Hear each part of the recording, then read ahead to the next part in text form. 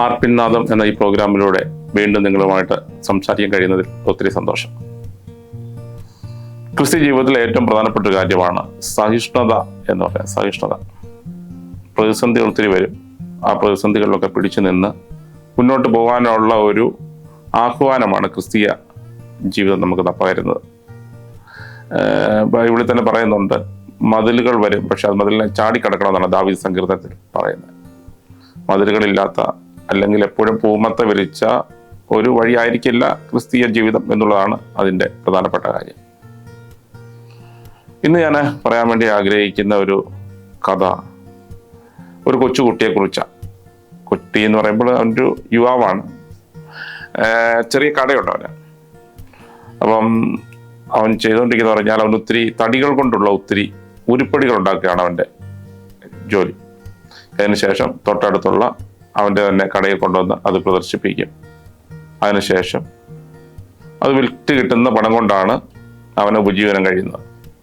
പക്ഷേ കുറെ കാലമായിട്ട് ഈ ഒരു പ്രതീക്ഷയോടെ അവൻ തുടങ്ങിയെങ്കിലും ആളുകളൊന്നും അങ്ങോട്ട് നോക്കാനോ ആളുകളൊന്നും അങ്ങോട്ട് വരുവാനോ അല്ലെങ്കിൽ വാങ്ങുവാനോ ഒന്നും തയ്യാറായില്ല. ചിലരൊക്കെ ഇടയ്ക്ക് അക്കൗണ്ട് എത്തി നോക്കിയാലായില്ല, അല്ലെങ്കിൽ ആയി. അവൻ്റെ പ്രതീക്ഷകളെല്ലാം തകർന്നു. അവൻ മുമ്പോട്ട് പോകണമെന്നുള്ള ആഗ്രഹം പോലും അവസാനിച്ചു എന്ന് തോന്നി. നിരാശയായി. പക്ഷേ എന്ത് ചെയ്യാനായി? ഇതുകൊണ്ട് മുന്നോട്ട് പോയെങ്കിലേ മാർഗമുള്ളൂ. അതുകൊണ്ട് അവൻ അവിടെ തന്നെ ഇരിക്കുകയാണ്.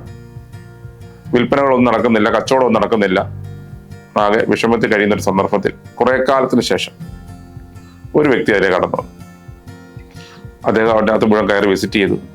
നോക്കിയപ്പോൾ വളരെ മനോഹരമായ രീതിയിൽ നിർമ്മിച്ചിട്ടുള്ള ഫർണിച്ചറുകളാണെല്ലാം. വളരെ കലാപരമായ രീതിയിൽ. അങ്ങനെ ഭയങ്കര അത്ഭുതമായിട്ട് തോന്നി, വളരെ സന്തോഷമായിട്ട് തോന്നി. ഒടുവിൽ അങ്ങനെ എന്ത് ചെയ്തു ചോദിച്ചു കഴിഞ്ഞാൽ അവൻ ഉദ്ദേശിച്ചതിനേക്കാൾ വില കൊടുത്ത് അതെല്ലാം വാങ്ങി. അത് വാങ്ങിയതിന് ശേഷം അത് അദ്ദേഹത്തിന്റെ സുഹൃത്തുക്കളുമായിട്ട് പങ്കുവെക്കാൻ വേണ്ടി ഇടയായി. ആ സുഹൃത്തുക്കളുടെ വീടുകൾ വന്നവരെല്ലാം ഇത് കാണാൻ വേണ്ടി ഇടയായി. അങ്ങനെ പെതുക്കെ ഈ ബിസിനസ് നാട്ടിൽ പ്രചാരത്തിലായി, പോപ്പുലറായി. ആളുകളൊക്കെ അത് വാങ്ങുവാൻ തുടങ്ങി. പഴയ കാലം അവൻ കഴിഞ്ഞു പോയി. അവന് നിരാശയുടെ കാലം മാറി, സന്തോഷത്തിന്റെ കാലമായി. ഒരിക്കലും അവനിങ്ങനെ ചിന്തിക്കുകയാണ്, അന്ന് ആരെങ്കിലും അന്ന് തുച്ഛമായ വിലയ്ക്ക് അവൻ്റെ ഈ സാധനങ്ങളൊക്കെ വാങ്ങിച്ചിരുന്നെങ്കിൽ അവൻ ഇന്ന് ആഗ്രഹിക്കുന്ന അല്ലെങ്കിൽ ഇന്നത്തെ നിലവാരത്തിൽ അവൻ ഒരിക്കലും എത്താൻ കഴിയില്ലായിരുന്നു. സാധാരണ ഒരു ഫർണിച്ചർ വ്യാപാരിയായി മുന്നോട്ട് പോകുന്ന ഒരു കാലമായിരുന്നു. പക്ഷേ ഒരു വ്യക്തി അത് കണ്ടു, അവൻ്റെ മനോഹരിത കണ്ടു, വളരെ സന്തോഷം തോന്നി. അങ്ങനെ ആ നാട്ടിൽ അത് അവൻ വിചാരിച്ചതിനേക്കാൾ ലാഭകരമായ നിലയിലേക്ക് ആ ബിസിനസ് പോകാൻ വേണ്ടി ഇടയായി. നമുക്ക് പലപ്പോഴും നമ്മളും നിരാശയുടെ നാളുകൾ ഒത്തിരി ഉണ്ടാവും, കഷ്ടതയുടെ നാളുകൾ ഒത്തിരി ഉണ്ടാവും. എന്തുകൊണ്ടാണ് മുന്നോട്ട് പോകാൻ കഴിയാത്തത്, എന്തുകൊണ്ടാണ് എൻ്റെ ജീവിതം വിജയിക്കാത്തത് എന്നൊക്കെ ചിന്തിക്കുന്ന നാളുകൾ നമ്മുടെ ജീവിതത്തിൽ ഉണ്ടാവും. ചിലപ്പോഴൊക്കെ കണ്ണുനീരൊഴുക്കി ഇവിടെ കൊണ്ട് അവസാനിച്ചു പോവുകയാണോ, എൻ്റെ ജീവിതത്തിൽ ലാസ്റ്റ് സ്റ്റോപ്പ് ഇതാണോ എന്നൊക്കെ ചിന്തിക്കുന്ന നാളുണ്ടാവും. പക്ഷെ ഒരു കാര്യം നാം മനസ്സിലാക്കണം, എല്ലാ കാലത്തും അങ്ങനെ തന്നെ പോവില്ല. ഒരിക്കൽ ഈ യുവാവിന്റെ ജീവിതത്തെ ഒരാൾ കടന്നു വന്നതുപോലെ നമ്മുടെ ജീവിതത്തിലും ചില മാറ്റങ്ങൾ സംഭവിക്കും. എത്രത്തോളം നമ്മൾ സഹിഷ്ണുത ഉള്ളവരായോ അത്രത്തോളം വിജയികളായിട്ട് നമ്മൾ, അതുകൊണ്ട് വചനത്തിൽ പറയും, നമ്മൾ അടുത്ത് പോകാതെ ഒരു എന്ത് ചെയ്യണം, നമ്മൾ പ്രാർത്ഥിപ്പാൻ വേണ്ടി നമ്മളോട് വചനം ആഹ്വാനം ചെയ്യുന്നത്. നോക്കിയ ബൈബിളിൽ ഒത്തിരി കാര്യങ്ങൾ നമ്മൾ കാണുന്നുണ്ടല്ലേ. യോബിന്റെ ജീവിതത്തിൽ അവനുണ്ടായിരുന്നതെല്ലാം നഷ്ടമായി. സുഹൃത്തുക്കൾ പോലും വന്ന് വിരുദ്ധമായി സംസാരിക്കുന്നു, ഭാര്യ വിരുദ്ധമായി സംസാരിക്കുന്നു. പക്ഷേ ആ നാളുകളിലൊക്കെ അവൻ സഹിഷ്ണുതയോടെ, അല്ലെങ്കിൽ യോബ് സഹിഷ്ണുതയോടെ പിടിച്ചു നിന്നു. ഒടുവിൽ എന്താണ് സംഭവിച്ചത്? അവന്റെ ജീവിതത്തിൽ ഉണ്ടായിരുന്നതിനേക്കാൾ ഉപരിയായി അവൻ അനുഗ്രഹിക്കപ്പെട്ടു എന്നുള്ളതാണ് വചനം കാണുന്നത്. എന്തെല്ലാം അവനുണ്ടായിരുന്നു അതിനെല്ലാം ഇരട്ടിയായി ദൈവം അവന് മടക്കി നൽകിയതായിട്ടാണ് കാണുന്നത്. നോക്കിയ ബൈബിളിനകത്ത് ഒത്തിരി ഭാഗങ്ങളാണ് കാണുന്നത്.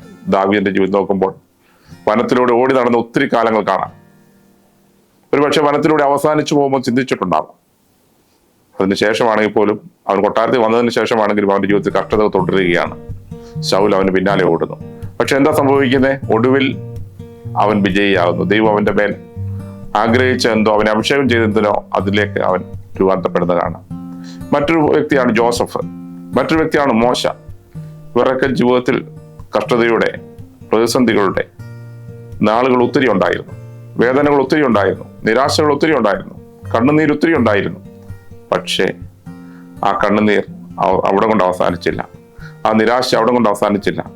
മറിച്ച് അവർ സഹിഷ്ണുതയുള്ളവരായപ്പോൾ, അവർ അവരുടെ പ്രതിസന്ധികൾ പിടിച്ചു നിന്നപ്പോൾ, ദൈവത്തോട് ചേർന്ന് നിന്നപ്പോൾ ദൈവം അവരെ രൂപാന്തരപ്പെടുത്തി. അവരുടെ ജീവിതത്തിൽ എന്ത് സംഭവിക്കുമോ അതിനേക്കാളെല്ലാം ഭയങ്കര അവർ പോലും ചിന്തിച്ചതിനേക്കാളപ്പുറമായി ദൈവം അവരെ നടത്തിയതായിട്ട് കാണുവാൻ വേണ്ടി കഴിയും. അതെ, നമ്മുടെ ജീവിതത്തിൽ ആർപ്പിന്റെ നാദം ഉയരേണ്ട നാളുകൾ മുമ്പിലുണ്ട്. കഷ്ടതയുടെ നാളുകൾ ഒത്തിരി ഉണ്ടായിരുന്നു, ഇരുളിന്റെ നാളുകൾ ഒത്തിരി ഉണ്ടായിരുന്നു. പക്ഷേ ആർപ്പിന്റെ നാളുകളാണ് വീണ്ടും നമ്മുടെ തേടി വരുന്നത്. നമ്മൾ പിന്തിരിഞ്ഞു പോവാതെ, നമ്മൾ ഇവിടെ കൊണ്ട് അവസാനിച്ചു എന്ന് കരുതി എല്ലാം നിർത്തിപ്പോവാതെ മുന്നോട്ട് തന്നെ പോവാം. കർത്താവിന്റെ കരങ്ങൾ പിടിച്ചുകൊണ്ട് മാർവോട് ചേർന്ന് മുന്നോട്ട് തന്നെ പോവാം. അതേ ഒടുവിൽ ആർപ്പിന്റെ നാദം നമ്മളിൽ നിന്ന് ഉയരും. ദൈവം നമ്മെ അനുഗ്രഹിക്കട്ടെ.